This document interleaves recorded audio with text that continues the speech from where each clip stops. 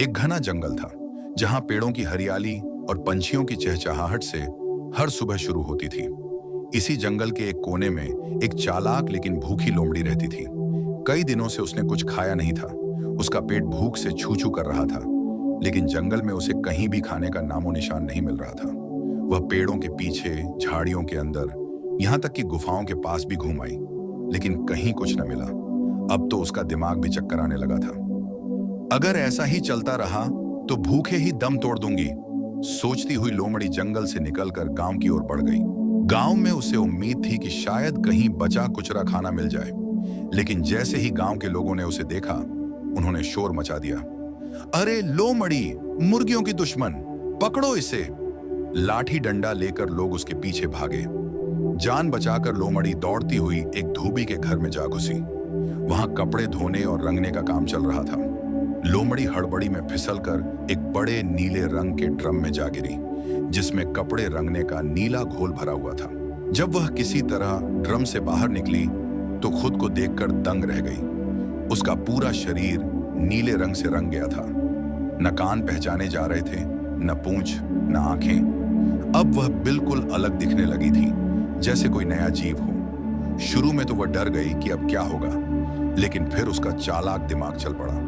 उसने शीशे में खुद को देखा और मुस्कुराते हुए बोली, वाह, अब तो मैं किसी जानवर जैसी नहीं लगती। सब मुझे कोई खास आसमानी जीव समझेंगे। लोमड़ी सीधी जंगल की ओर लौट गई। जैसे ही जानवरों ने उसे देखा, सब डर के मारे सहम गए। कोई समझ ही नहीं पा रहा था कि ये अजीब सा नीला प्राणी आखिर है कौन। शेर फुसफुसाया, कहीं ये कोई देवता तो नहीं? बाघ बोला, ऐसा रंग तो मैंने आज तक किसी जानवर का नहीं देखा। हाथी, भालू, हिरण सब हैरान थे। अब लोमड़ी मंच पर आई, गला खनखारते हुए बोली, सुनो जंगल वासियों, मैं भगवान का भेजा हुआ विशेष प्राणी हूं। मुझे धरती पर भेजा गया है ताकि मैं तुम्हारा मार्गदर्शन करूं और इस जंगल को सही दिशा दूं।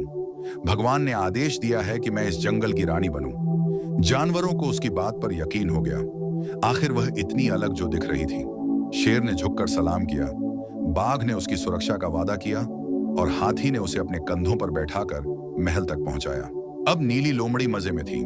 रोज ताजा खाना, सेवा में लगे जानवर और राजसी ठाट बाट। उसने सोचा, वाह, रंग ने तो मेरी किस्मत ही बदल दी। लेकिन एक दिन की बात है, वो अपने महल के पास आराम कर रही थी, ठंडी हवा का आनंद ले रही थी। तभी कुछ असली लोमड़ियां वहां से गुजरी। उनमें से एक ने जोश में आकर हुआ हुआ की आवाज निकाली, बिल्कुल लोमड़ी की असली पुकार। वो आवाज सुनते ही नीली लोमड़ी अपने को रोक न सकी। वो भी अपने स्वाभाविक अंदाज में हुआ हुआ करने लगी। बस यही उसकी सबसे बड़ी गलती साबित हुई। शेर चौंका, बाघ ने नजरें तानी, हाथी ने चौंचाई उठाई। सब समझ गए कि ये कोई देवता नहीं, बल्कि हमारी ही जात की एक चालाक लोमड़ी है, जिसने नीला रंग लगाकर सबको धोखा दिया।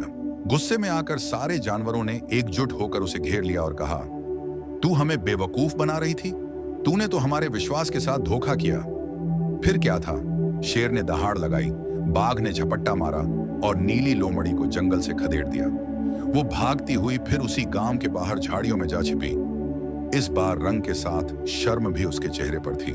सीख, दिखावे से सच नहीं छुपता। झूठ चाहे कितना भी रंगीन हो, एक दिन उजागर हो ही जाता है। जो खुद को दूसरों से ऊंचा दिखाने की कोशिश करता है, वह अंत में अपमानित होता है। इसलिए सच्चाई के रास्ते पर चलो, क्योंकि झूठ का रंग ज्यादा देर तक नहीं टिकता।